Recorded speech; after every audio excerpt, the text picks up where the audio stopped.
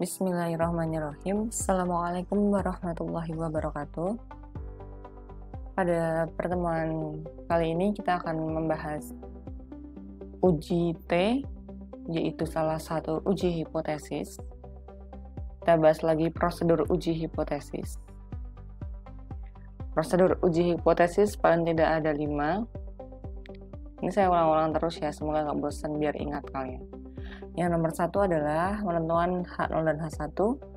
Kemudian yang kedua alfa atau taraf nyata atau tingkat signifikansi. Yang ketiga statistik uji, misalnya Z hitung kalau uji Z. Yang keempat nilai kritis, misalnya Z tabel atau Z kritis kalau itu uji Z. Dan yang terakhir adalah mengambil keputusan dan menetapkan apa kesimpulannya untuk dilakukan kebijakan. Biasanya kan uji hipotesis itu, analis statistika itu ujung-ujungnya untuk mengambil kebijakan. Kebijakan apa yang relevan setelah melihat adanya temuan dari uji hipotesis ini. Nah, kita akan membahas yang disebut sebagai uji T.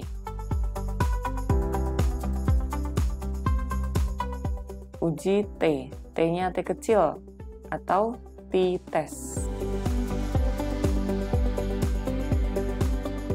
T-test ini paling tidak ada 3 macam. Uji statistika itu sangat banyak sekali. Nah, ini salah satunya adalah uji T. Uji T pun itu ada beberapa macam. Ada beberapa macam kasus, yaitu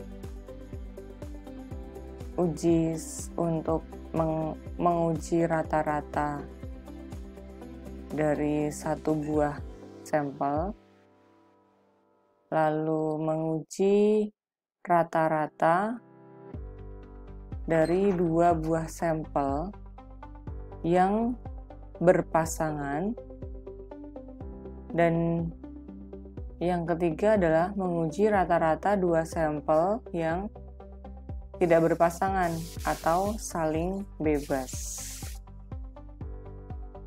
Maksudnya apa ini menguji rata-rata? Misalnya, untuk yang pertama, rata-rata 1 sampel. Kita ingin menguji apakah rata-rata pendapatan,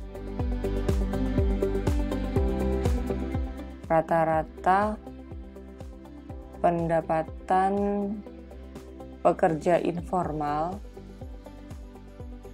di masa pandemi ini sama dengan 500.000. Tapi ini contohnya nggak oke ya. Contohnya misalnya gini. Contoh lainnya adalah kita punya data di masa lalu. Misalnya 10 tahun yang lalu itu mengatakan bahwa rata-rata tinggi badan perempuan dengan usia 17 tahun itu rata-ratanya untuk berat tinggi badan ideal itu maksudnya bukan sisi kecantikan tapi dari sisi kesehatan. Rata-rata tinggi badannya adalah 155. Misalnya tinggi badan ini dikatakan sehat untuk wanita dengan usia 17 tahun. Lalu kita ingin menguji apakah rata-rata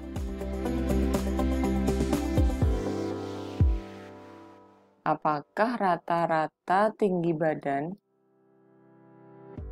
siswi SMA X yang berusia 17 tahun begitu, apakah sama dengan 155? Atau apakah rata-rata dari tinggi badan siswi SMA X yang berusia 17 tahun itu kurang dari 155 cm? Nah, ini adalah uji hipotesis yang bisa dilakukan dengan uji T yang untuk rata-rata satu sampel. Sampelnya satu, yaitu untuk contoh yang pertama tadi ini adalah sampelnya adalah pekerja informal. Lalu sampel yang di contoh yang kedua ini apa? Sampelnya adalah siswi SMA X. Maksudnya itu satu sampel aja.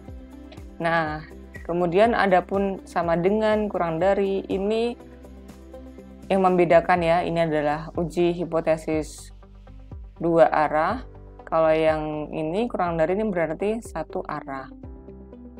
Apa sih yang kepentingannya kita ngukur tinggi badan siswi SMA ini?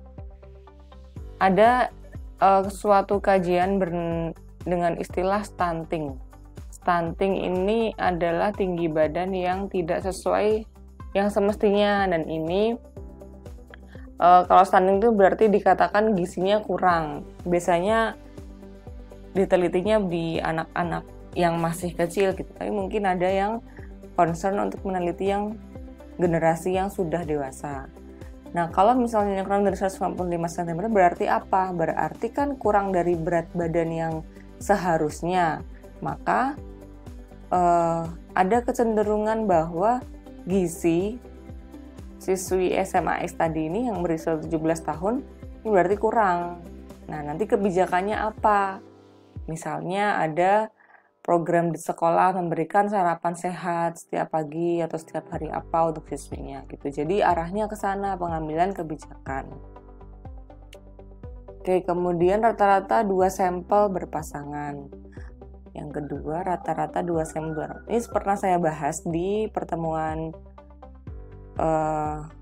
minggu kemarin lusa.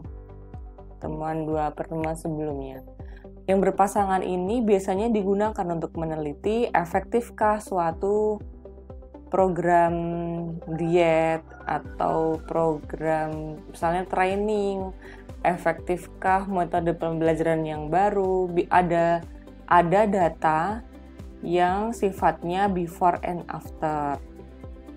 Biasanya contohnya seperti ini, mungkin ada contoh yang lain, tapi biasanya datanya adalah sifatnya before and after. Sebelumnya data, sebelum seperti apa, afternya seperti apa, kemudian dibandingkan. Nah, misalnya yang contoh yang minggu lalu itu adalah program diet ya, jadi berat badan sebelum sama berat badan sesudah itu dibandingkan. Jadi yang dimaksud dengan 2 sampel itu apa? 2 sampel itu adalah ini tadi, before and after, itu dianggap 2 sampel. Walaupun sampelnya ini respondennya itu ya nggak double gitu. Maksudnya misalnya respondennya ada 30 orang. 1, 2, sampai 30. Kalau contohnya seperti ini memang istilahnya sampelnya berapa? Sampelnya 30 orang gitu. Tapi dalam konteks penamaan uji ini rata-rata 2 sampel berpasangan. Maksudnya 2 sampel ini adalah ini kolomnya tuh ada 2 sebenarnya. Kita membandingkan 2 data. Nah, itulah maksudnya adalah 2 sampel berpasangan. Jadi jangan bingung nanti, loh kok 2 sampel gitu. Sampelnya tetap ini 30 orang. Cuma 30 orang ini kita data 2 kali. Nah, sampel berpasangan itu adalah data sampel yang pertama ini, maksudnya sampel 30 orang di sebelum program diet, lalu sampel yang kedua adalah data 30 responden setelah program diet. Kemudian yang ketiga, rata-rata 2 sampel yang saling bebas. Saling bebas berarti tidak ada keterkaitan. Datanya bukan before and after, tapi pure benar-benar beda dari 2 sampel. Misalnya, saya membandingkan kelas A dengan kelas B. Membandingkan apa nih? Misalnya adalah di kelas A saya pakai metode yang berbeda dengan kelas B. Kemudian saya bandingkan nilai ujiannya. Nah, kelas A sama kelas B ini saya sampling. Saya misalnya sampling dari kelas A 1 sampai dengan 30 orang. dan kelas B sampai dengan 30 orang, terus saya bandingin nilai UTS-nya gitu.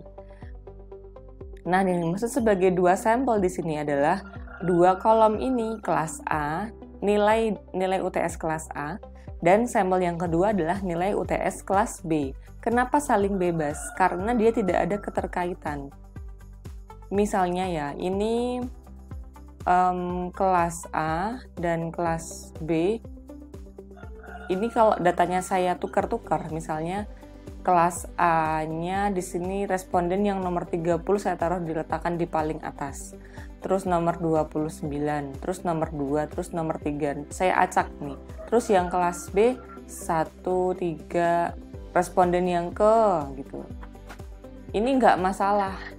Data yang pertama, data yang di tabel A dengan data di tabel yang B, ini sama-sama bisa diolah dengan hasil yang pasti sama. Tapi kalau yang sampel berpasangan itu nggak bisa ditukar-tukar. Karena apa? Karena di setiap baris ini ada artinya. Artinya adalah orang pertama, data before-nya gimana, data after-nya gimana. Lalu orang yang kedua, data before-nya gimana, data after-nya gimana. Nggak bisa kita tukar barisnya ya, misalnya 1, 2, 3. Terus yang before-nya orang pertama ini before-nya saya taruh di sini. Terus after-nya saya taruh di baris ketiga. Padahal ini orang yang sama, kan nggak bisa diolah, nanti salah hasilnya. Nah, konseptualnya di situ juga nih istilah berpasangan sama saling bebas. Kalau yang saling bebas, barisnya di setiap kelas ini kalau saya tukar-tukar, tapi di kelas yang sama lah, ini saya tukar, terus B yang saya tukar, terus yang ini urut gitu, nomor berdasarkan nomor antrian atau gimana, ini hasilnya akan sama, jadi dia saling bebas sampelnya. Ini konsepnya, kemudian selanjutnya saya akan bahas contohnya.